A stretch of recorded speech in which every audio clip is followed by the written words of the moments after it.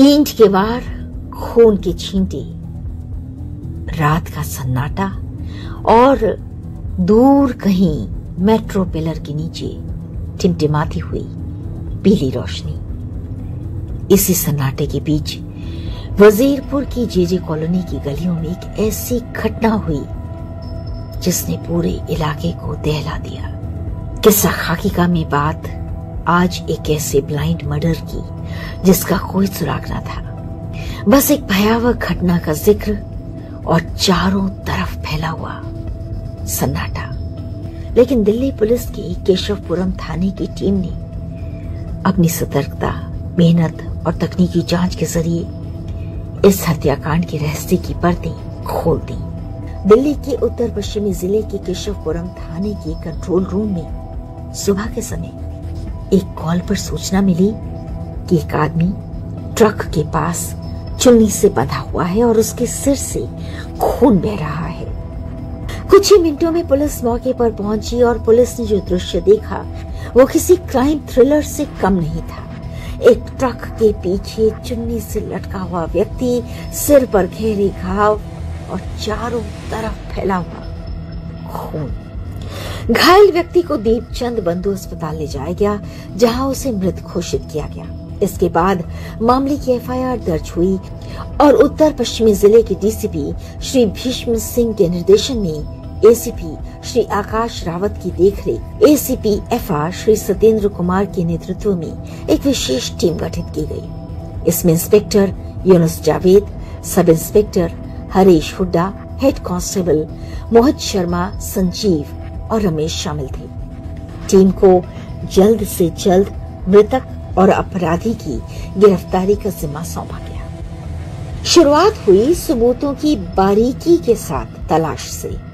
Footprint, खून के निशान और अपराध में इस्तेमाल चुन्नी जैसे साक्ष्यों की जांच की गई। साथ ही सीसीटीवी फुटेज खंगाले गए। फुटेज में एक लड़खड़ाता हुआ आदमी दिखा, जिसे बाद में मृतक के रूप में पहचाना गया।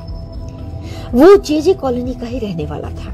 इसके बाद सवाल उठा कि इस शख्स की मौत का जिम्मेदार कौन है। इसके लिए टीम ने इलाके में घंटों पूछताछ की। इस दौरान लोगों की झिझकती हुई निगाहों और बेमन जवाबों के बीच एक छोटी सी बात सामने आई जिसने केस की दिशा बदल दी। पूछताछ में एक शख्स का जिक्र हुआ जो अक्सर नशे में रहता था। मेरा नाम इंस्पेक्टर यूनुस जावेद है।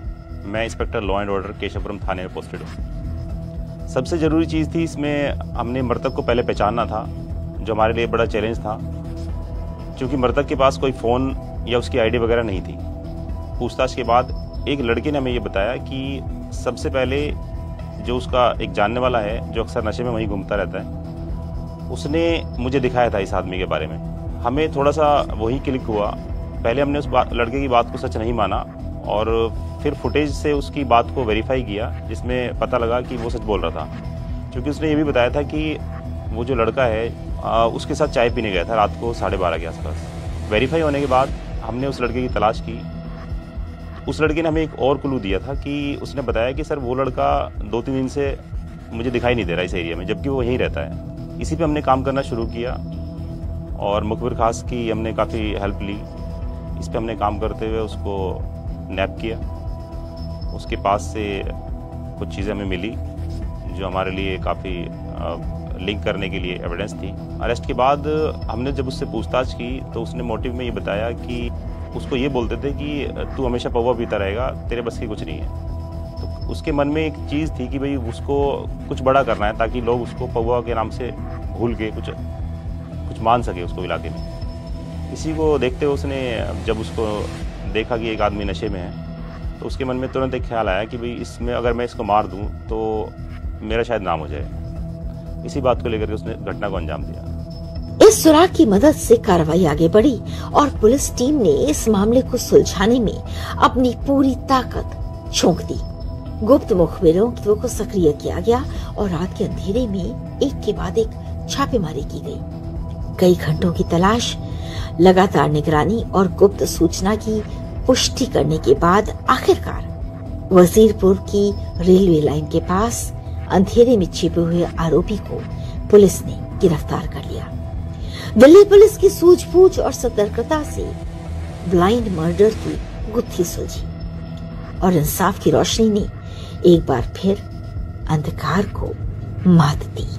पब्लिक के लिए मेरा मैसेज है कि इस तरह के केसेस में आगे आएं और विक्टिम को पहचानने में और अपराधी को पकड़ने में हमारी मदद करें, ताकि एक जस्टिस जो सिस्टम है वो अच्छे से लागू हो सके।